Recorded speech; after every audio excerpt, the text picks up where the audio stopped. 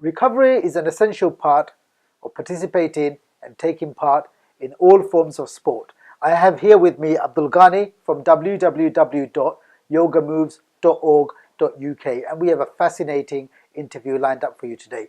Welcome to the show. Thank you very much. Hi. Thank you for coming. Thank you very much. Okay. I'm looking at the logo on your chest, Yoga Moves.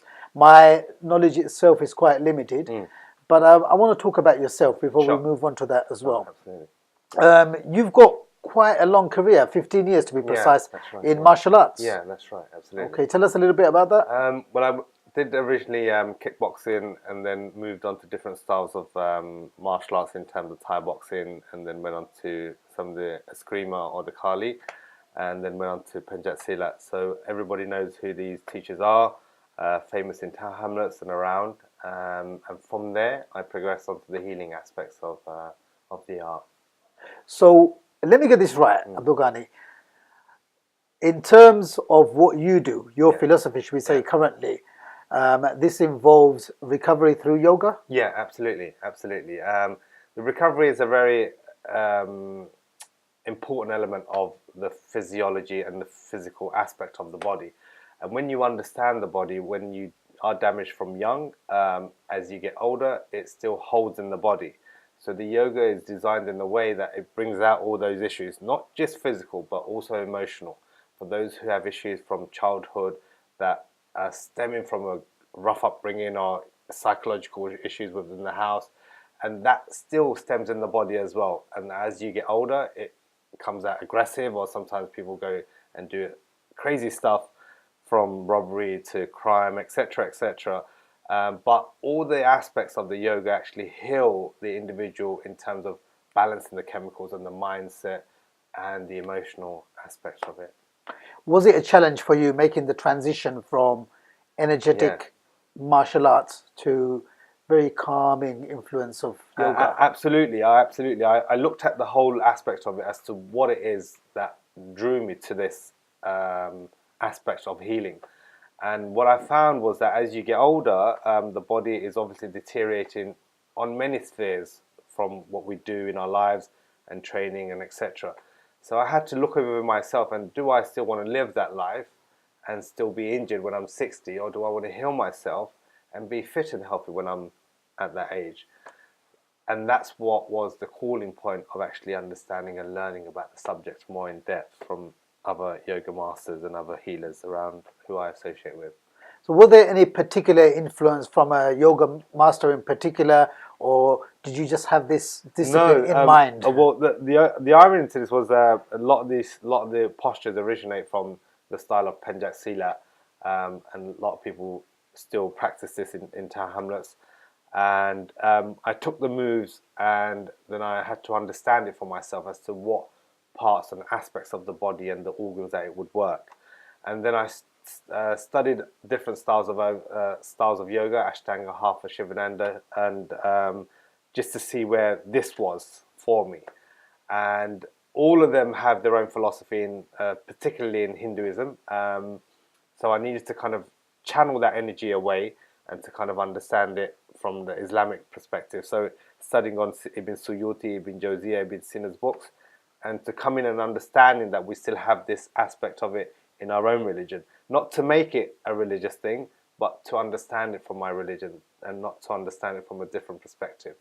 And that was the understanding, and to kind of harmonize those two, and to, when I sit on a Hindu platform, that I could talk about it in my Islamic understanding of it and our history to it, and as to how it's benefited this world and the people that have come to this world now and the world before us. Fascinating. Now, I've got an important question for you from my perspective. Is it not possible to do yoga without having religion being brought into it? Absolutely, because all the postures are, none of it's religious based.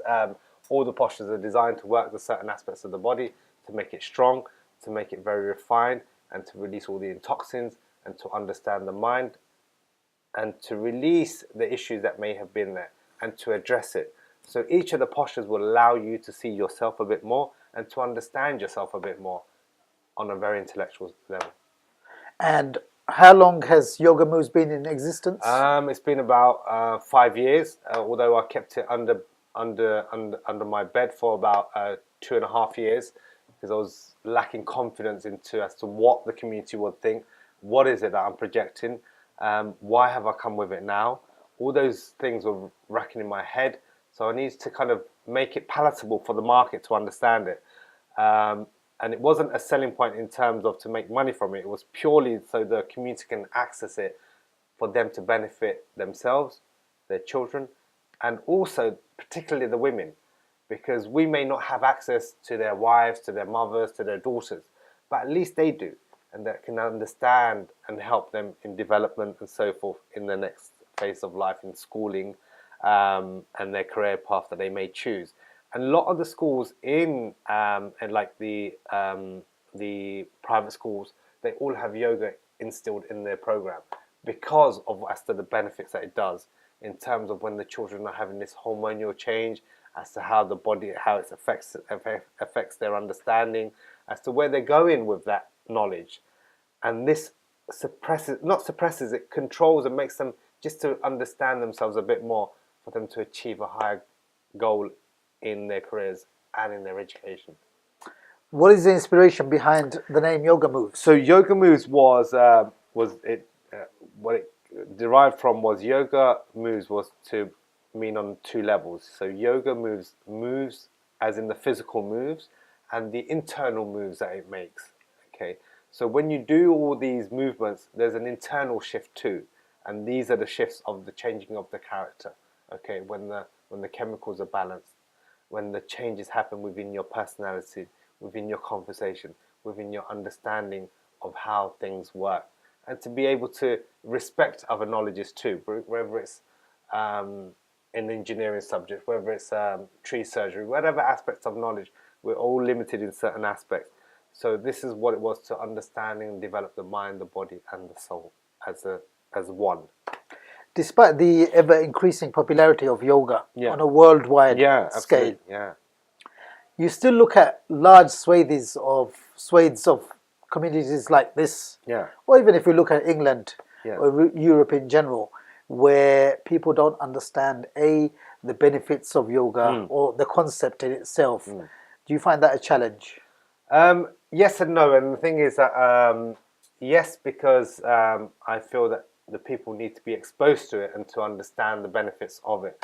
Because as time goes on, for the people that are forever running to the hospitals and the doctors, who actually just cure you just for a temporary stage in your life and just coat and plaster the issue and not deal with the real kind of core issues, like the Ayurvedic doctors and the osteopaths and the shiatsu and the chiropractors who deal with root cause issues. And no, because I feel that if you don't want to chase or understand a subject, then you won't look for it. So if you want to explore an avenue, then you will chase that in terms of your willingness as opposed to somebody pushing you. And so I've exposed that to my own community purely because of the benefits that's derived from it for me.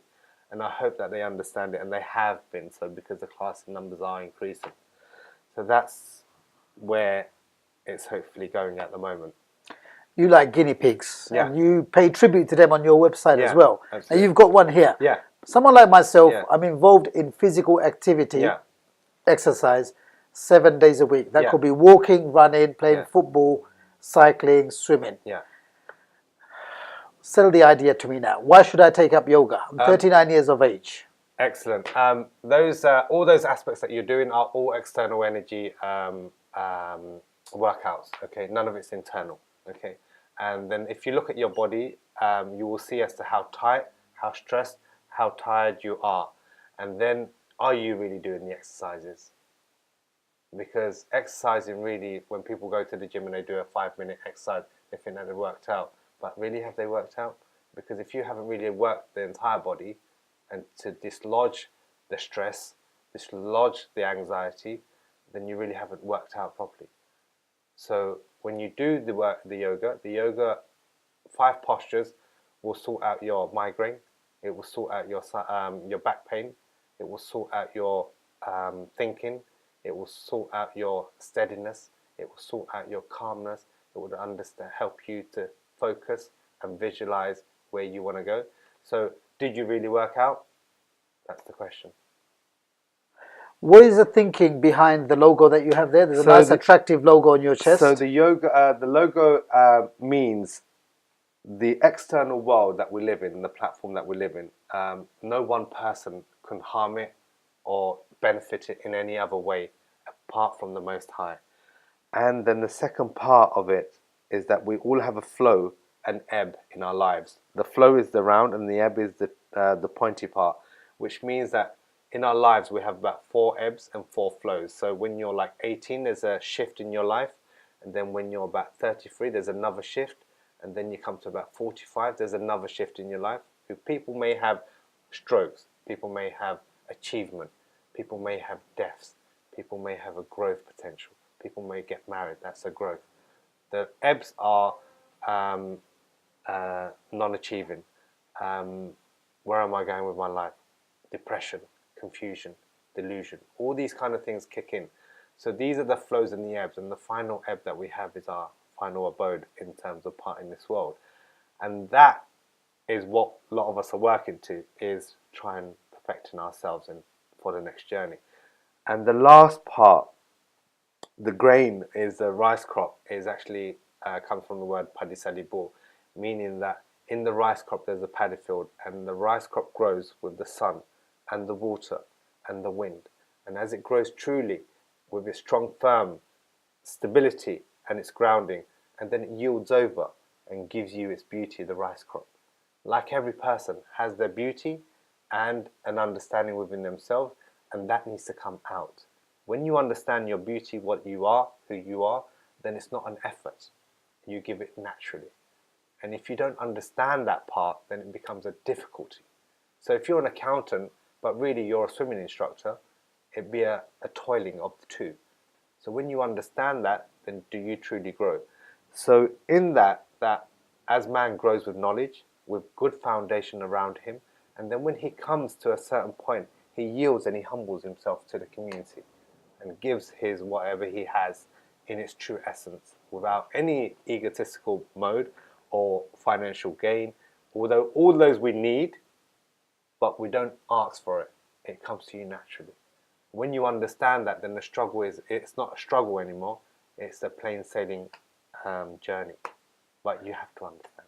Where are you practicing currently? At the moment, I'm teaching in Stiffer Centre on Tuesday at 7:30 to 8:30 for our senior generation, because they're at a point in their lives where they're suffering a lot, and I refer them. How popular is it? It's yesterday's class was about 16 strong, and Brilliant.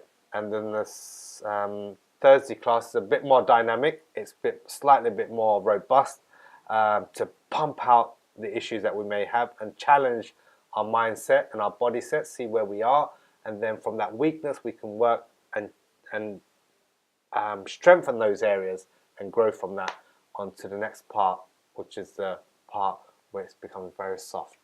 Okay, so and that becomes in the flower dance. In the flower dance, it reveals a bit more about you, as to Bit of dancing involved as well? well, the dancing is we'll say it's the dancing, but it's actual like moving meditation. Okay, like You sold Tai it to Chi. me now. Moving meditation. Yeah, exactly, and that allows you to move in certain angles, and the body kind of reveals a bit more. As you know, the body speaks only about 80%, and the mouth only speaks about 20% or thereabouts. Is there a special uniform you need to wear to attend your No, classes? just loose trousers and a t-shirt, and just come along and have fun. That's the idea of learning. It's fun. Okay, all that serious stuff aside, most important thing is to have fun in what you learn. Okay, and there's always banter amongst the guys. They always bring out their jokes, which is great, and I love being a part of that too. Common folk like me need things broken down into Yeah. bite-sized Yeah. pieces. Can you give me 5 benefits of yoga? Back issues, migraines, headaches, breathing, asthma, and tension in the body, not enough stretching. I can go on. Sciatica, organ issues, heart issues. All those issues can be addressed. Something tell me Abdul Ghani is going to become a very popular face on the circuit, especially around here. If you would like more information, you can visit his website. That's www.yogamoves.org.uk. Thanks for joining us on The Sports Show.